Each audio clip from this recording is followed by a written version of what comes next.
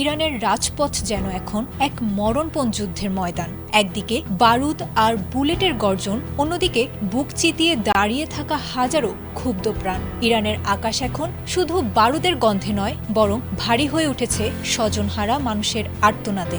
দমন পীড়নের চাকা যত ঘুরছে, বিক্ষোভের আগুন ততই ছড়িয়ে পড়ছে অলিগলি থেকে রাজপথে। কিন্তু এই চরম অস্থিরতার মাঝে সবচেয়ে বড় প্রশ্নটি এখন বিশ্বজুড়ে ঘুরপাক খাচ্ছে, তবে কি পতনের ঘণ্টা বেজে গেছে খামেনি সাম্রাজ্যের?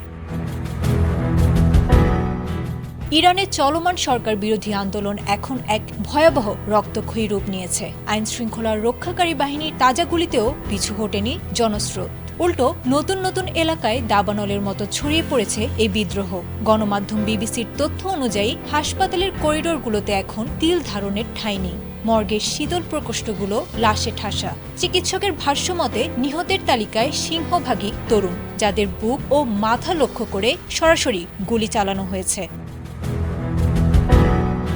সংঘাতের এই চরম উত্তেজনার মধ্যেই দেশ ছাড়ছেন ইরানের সর্বোচ্চ নেতা আয়াতুল্লাহ আল খামেনি। গুঞ্জন উঠেছে খামেনি ও তার পরিবারের ২০ সদস্য ইতোমধ্যে প্রস্তুতি নিয়েছেন রাশিয়ার পথে পাড়ি দেয়ার।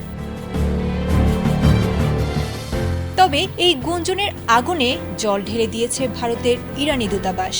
এক কড়া বিবৃতিতে তারা এই খবরকে ভিত্তিহীন ও শত্রু রাষ্ট্রের অপপ্রচার বলে উড়িয়ে দিয়েছে।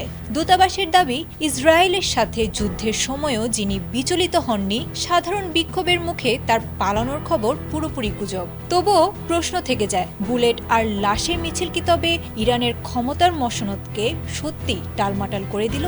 এই আগুনের শেষ কোথায়, তা এখন কেবল সময়ের অপেক্ষা।